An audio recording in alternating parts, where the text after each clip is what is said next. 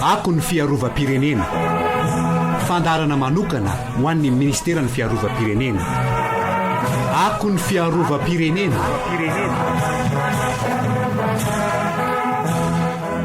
Ankafaliana indray ny arabana isika rehetra manaraka ny fandarana Akon'ny Fiarovam-pirenena ity, ary manasa antsika hatrany iaino hatramin'ny farany. Akon'ny Fiarovam-pirenena.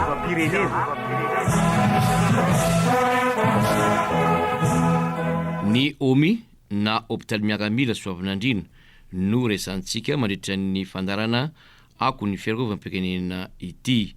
ka ny Tale Jeneraly ny professeur général Ratovondrainy no iresaka amintsika anio. Ny omi na hôpitaly miaramila na antsoina ihany koa hoe centre hospitalier de Soavinandrina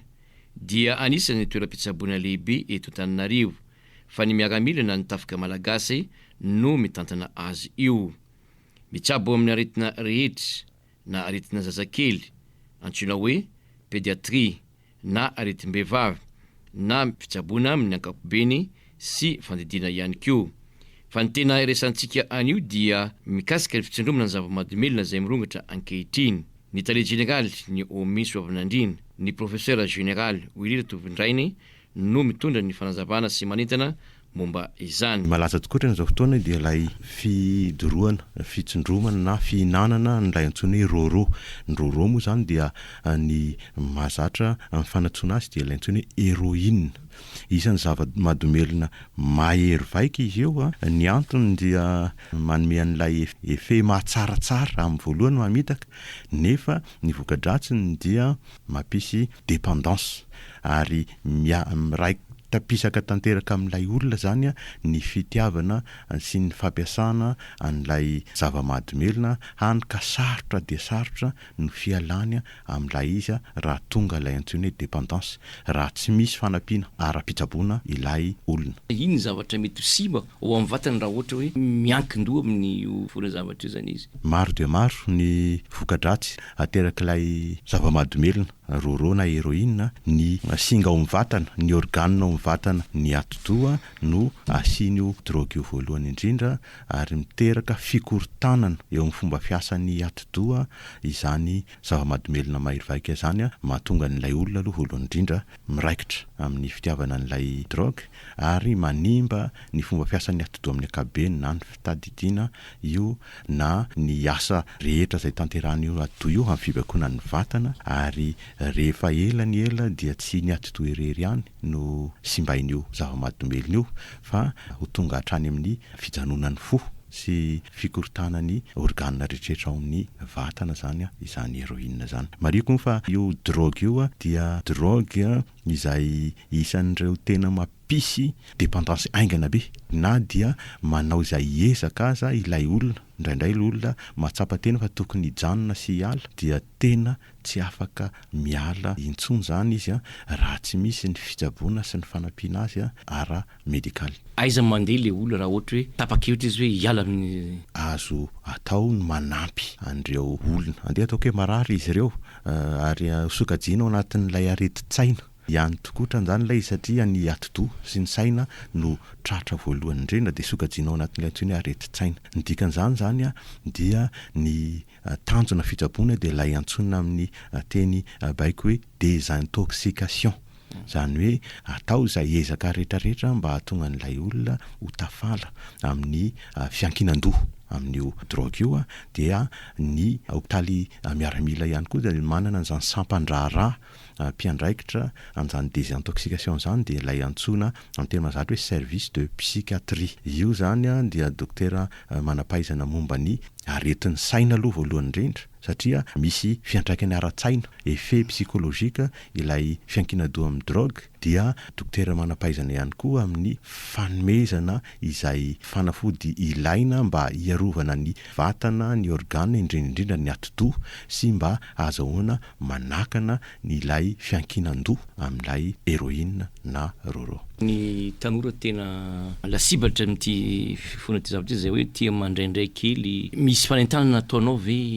mikasika zay ahoana ny anakana azy mba tsy paritika tanteraka indrindra am'ty nositsika ty zany amiko a ny fanetanana no tena arma voalohany indrindra dia mahatanora ny tanora zany de matetika any amin'ny toeram-pianarana sy any amin'ireny toerana fiaonany tanora ireny a na any amin'ny toeram-pandihizana io na any amin'ny toerana rehetrarehetra zay mahasarika ny tanora dia ny voalohany indrindra zany a de tokony arahana mientana aloha ny fijerena akaiky an'ireny toerana rehetrarehetreny na eo nivon'ny fitondram-panjakana io na eo nivon'ny tafika sy ny tomponandraikitra ny filaminana manokana io na indrindrandrindra eo nivon'ny tomponandraikitra momba ny fahasalamana mijery akaiky an'ireny sekoly rehetrarehetra zay mitaiza tanora ireny a mijery akaiky an'ireny sampanasa isan-karazany toeram-pandihizana toeram-pijerena fety a sy toerana mahasarika ny tanora ireny a ary tsy nganao anatin'izany koa reny toeram-pisotroana sy toerana fialana voly ireny satria isan'ny mahasarika ny tanora izany a ny fiarahana manandrakandrana sy mifanentana dia ireny aloha zany no dingana voalohany indrindra ary ny dingana faharoa dia ny fampahafantarana ny be sy ny maro indrindra fa ny ray aman-dreny hoe ohatra ny ahoana zany mety ho toetoetra ny tanora anankiray a manomboka mizatra mandray io zava-maha-domelina io satria fantatra manova toetra zany izy io fa amin'ny ankapobeny kosa zany dia rehefa manomboka tsapatsapa fa miovaova ny toetra ny tanora anankiray manomboka manafinafina sy mahamana ilay tanora anankiray dia aoka tsy ho tenenina fotsiny hoe zaza miala sakana izy a fa tena ho araha-maso a manatona any amin'ny toerana mpianarana zay miandraikitra azy a manatitra azy sy mijery azy akaika fa matetika zany a ireny a de fa fambara voalohany hoe misy zavatra hafahafa ao dia mazava ho azy a tsy misalasala manatona ny toeram-pitsaboana avy hatrany mitondra ilay tanora manao fitiliana sy fizaham-pahasalamana. I professeur général Willy Ratovondrainy dia anisany nanao ny sorona ny aina tamin'ny valinaretina Covid-19 ireny. Izy no nitantana ny centre opérationnel Covid-19 tetsy amin'ny lapan'ny kolotsaina sy fanatanjahantena Mahamasina nanavitra ny mpiarabelona tamin'ny valinaretina mandripaka ny maneran-tany mitantara ny zavatra ny ainany nandritra ny valinaretina ireny ny tenany. Ohatra ny olombelona rehetra dia tena mitaitaina ary matahotra satria aretina izay natahorana andringana sy ahafanty ny izaniza tsy mifidy na dokotera na mpitsabo na olona tsotra fa ny zava-dehibe dia izao voalohany indrindra dia miaramila natao hanompo tanindrazana izany a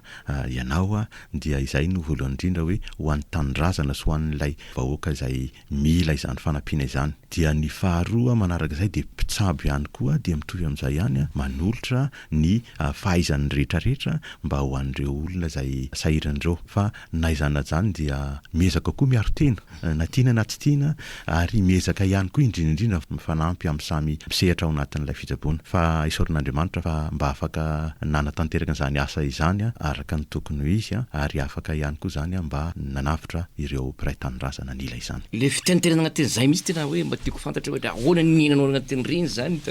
zay indrindra ny tena marina dia mitaitaina isan'andro ary mitebiteby isan'andro fa izany moa mahatompona andraikitra voalohany ianao mitantana ny toerana ohatran'ireny a dia tsy natao aloha zany ho aseho ny olona fehezina sy tantaninao mba hahatonga azy ireo ihany koa zany tsy atahotra ary ny faharoa manarak'izay dia miezaka ihany koa zany ianao a sady tsy mampiseho an'izany a no miezaka ihany koa ianao zany a tena hoe mirasure zany ny tenanao voalohany indrindra ary miaro ny tenanao miaro ny manodidina anao hatramin'ny hoe tsy mody any amin'ny toeram-ponenana mihitsy sanatrian'izany tsy hamindra amin'ireo ankonana fa tena mijanona ao anatin'ny asa tanteraka aloha zany dia eo moa zany ny fanampin'ny lehibe indrindrandrindra sy ny encouragement ny tomponandray sisikarazany zay miara-miasa aminao fanohanana ara-moraly ara-pitaovana ara-tsakafo sy ara-panafody a dia ireny rehetrereny dia miara-miasa mba hatsara n'ilay asa havita azy araka tokony misy. Hoanao zany ny karazagna fahatsiarovana ratsy ve sa nentinao karazagna hoe expérience ho anao zany reny? Andeha ataoko hoe tsy fahatsiarovana ratsy izy ireny satria asa natao amonjena olona sy ho an'ny mpiray tanindrazana dia amiko zany dia fahatsiarovana nakana traikefa sy expérience hoentina manohy n'ilay asa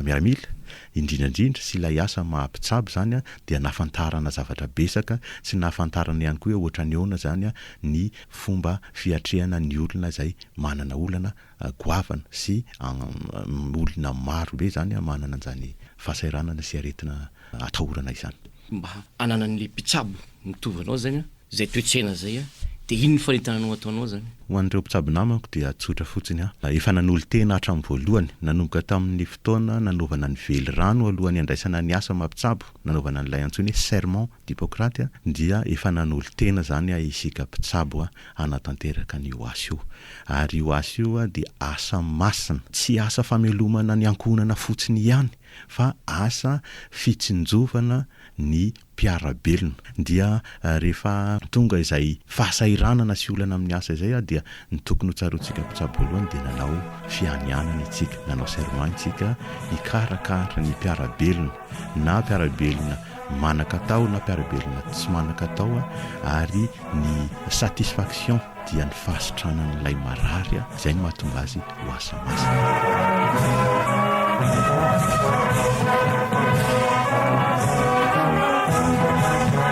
Hatreo ihany koa ny fiarantsika androany, misaotra anareo ny haino hatramin'ny farany. Veloma to.